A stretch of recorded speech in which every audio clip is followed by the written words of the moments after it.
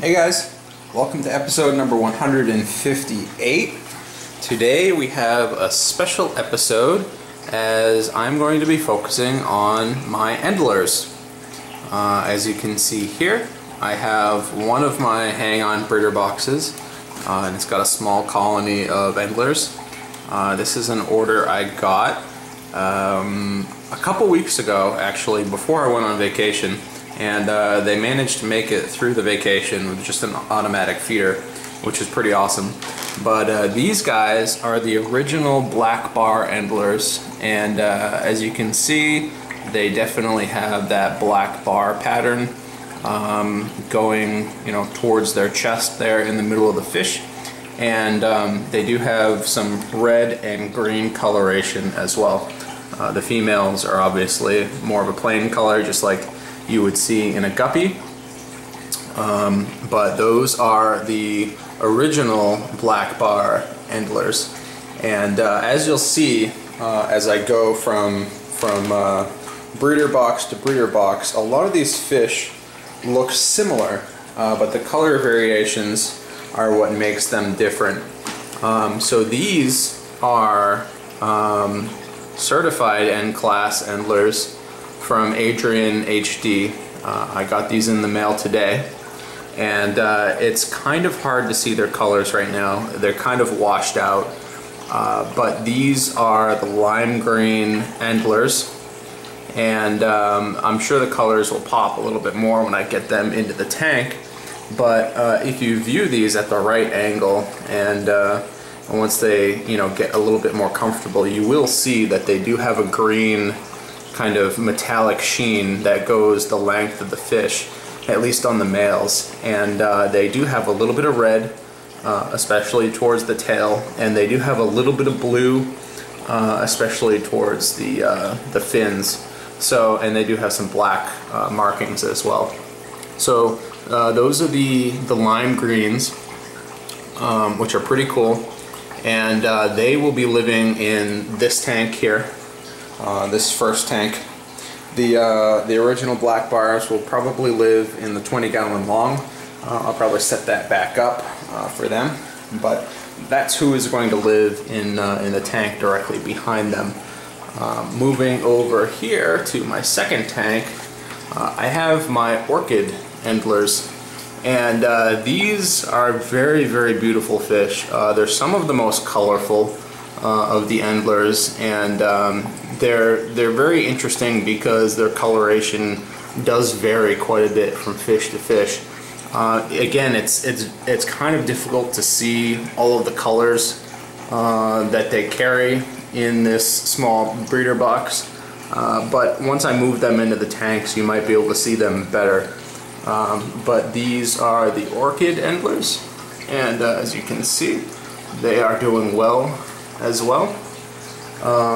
Over here I have my center peacock Endlers, and they're called that because if you look towards the base of their tail on the males, there's usually a black bar which ends in a black dot.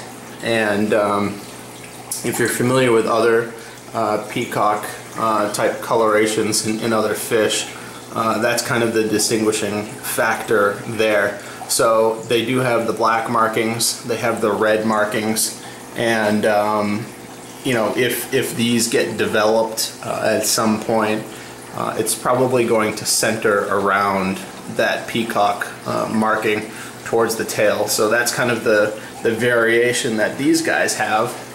And then the last ones are similar to the original black bars, but these are actually a red variation of the black bars. So these have been bred specifically for the red coloration, and you'll see that on the males they still have that black bar marking, but a lot of the other colors are absent, and in their place you just have a large amount of red. So basically a two-color fish. The green is kind of suppressed in favor of the red in this variation, at least. So kind of two variations of the black bar. that one there. And then I've got the center peacock here. I've got the orchids here, which I can't wait to see their true colors in the tank.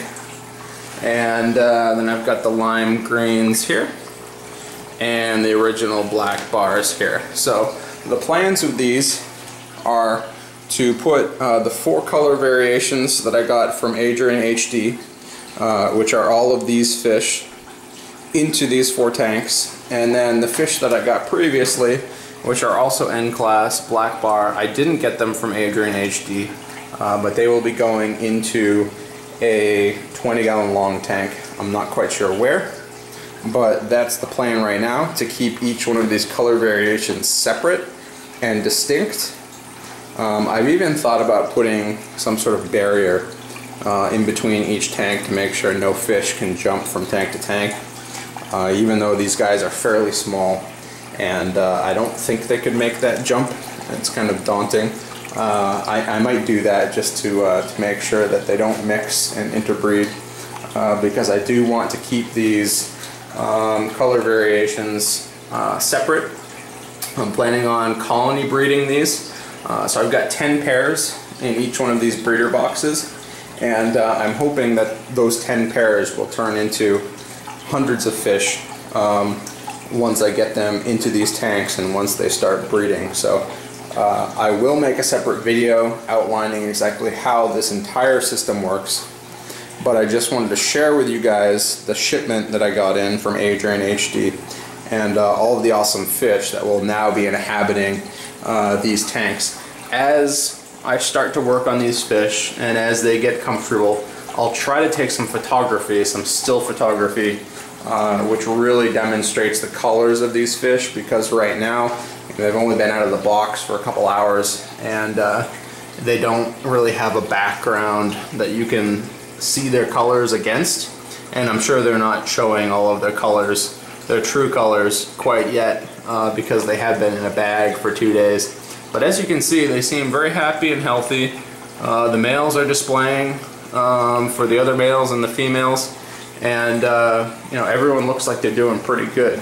So those are going to be the primary inhabitants of these tanks. I do have other inhabitants. I've got my marbled crayfish here, which has given birth a few times. You'll see I've got some of the babies in here, and I've got some bristlenose plecos in here. A lot of them are just hiding under the driftwood for now, and I've got some cory cats in here, and I also have a couple mystery snails. There's one there. It actually laid eggs, and I've got a clutch of eggs sitting up here in a raft. So I do have some other inhabitants, mostly ground-dwelling inhabitants that will be living in these tanks alongside these Endlers. But I want to make sure that the Endlers are the primary reason why these tanks are functioning. I don't want any of the other fish to get in the way.